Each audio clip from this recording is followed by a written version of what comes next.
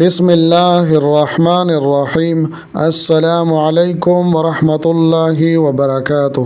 عزتمند مسلمانانو ورونو خويندو، امید لرم چې تاسو بروغ جوړ بئ او خوشحال بئ. زما د الله رب العزت نه دا دعا دا سوال دی چې تاسو چرته هم یې الله رب العزت مو همیشه د پاره روغ جوړ خوشاله و آباد ساته. امین. عزتمندو، نن دی نوې او خاص وظیفې سره زستا سو مخ کې حاضر یم. نن درته محترم او د اتوار د ورځې ډیره خاص او عظیم الشان وظیفه بیانوم. زمونږ هغه رونه او خويندې چې هغه په دعاګانو باندې ستړي شوي، په وظایف کولو باندې ستړي شوي دي. دعاګانې نه قبليږي، حاجات نه پوره کیږي. وظایف کوي، دعاګانې کوي، خو کار نه کوي. مشکلات او پریشانې نه ختميږي.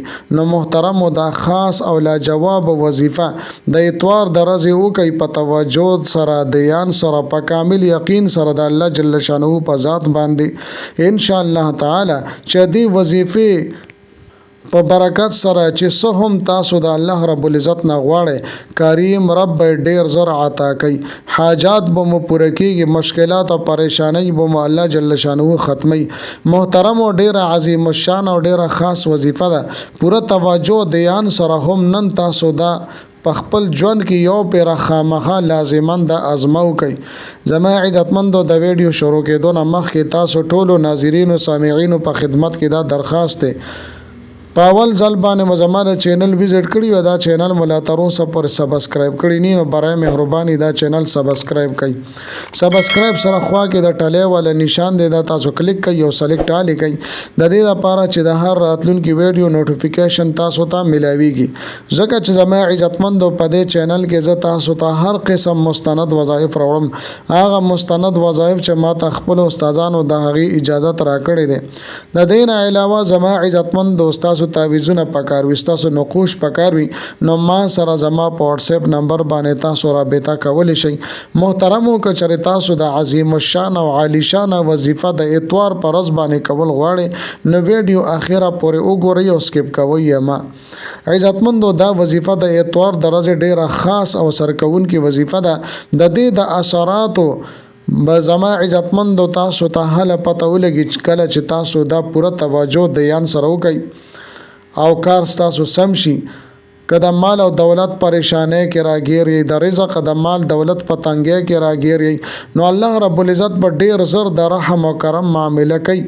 الله رب العزت په د غیب او نه دستا سو د لپاره اسباب مهیا کی.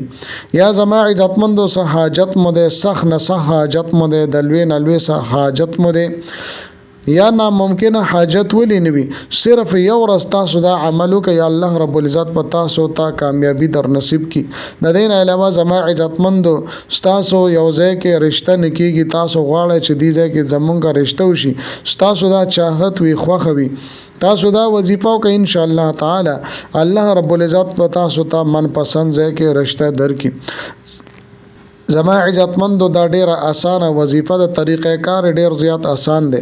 زما محترمو، دا وظیفه به تاسو د اتوار پر ورځ باندې کوي، خو د اتوار پر ورځ باندې د دې لپاره څه ټایم مقرر نشته. بس چې څه ټایم هم تاسو دا وظیفه وکړه، بس چې تاسو څه ټایم فارغ یې هغه ټایم تاسو دا وظیفه وکړئ.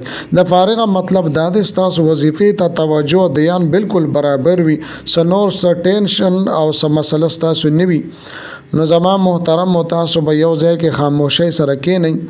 اول به 21 مرتبه 21 پیره به تاسو درود شریف وایي، او بیا به زما عزتمندو 313 مرتبه 314 پیره به تاسو ربنا ولك الحمد حمدا كثيرا طيبا مباركا فيه، ربنا ولك الحمد حمدا كثيرا طيبا مباركا فيه. او د دې نه پس به زما عزتمندو بیا 21 پیره 21 مرتبه به تاسو بیا درود شریف وایي. د دې نه پس به د الله رب العزت په دربار کې، د الله رب العزت په حضور کې په عاجزین کې ساري سره به الله سوچت کوي. د الله رب العزت نه به د خپل پریشانی، مشکلات او مصائب د ختمېدو د لپاره العرض زما عزتمندو د خر مسلې د ختمېدو د لپاره به د الله رب العزت نه په عاجزۍ سره دعاګانې وغواړي. کریم رب پتا سبحانه خپل رحم او کرم او فضل وکي. زما عزتمندو امید لرم چې دا ویډیو دا وظیفه بس تاسو ډیره زیاته خوښ شي وي که ویډیو مو خوښ شي ویډیو لایک کړئ چینل سبسکرایب زما عزتمندو ملاوي ګم بتاو سره په بل ویډیو کې بلې وظیفه سره تر هغه وخت پورې ماته اجازه راکړئ د لوی الله په امان.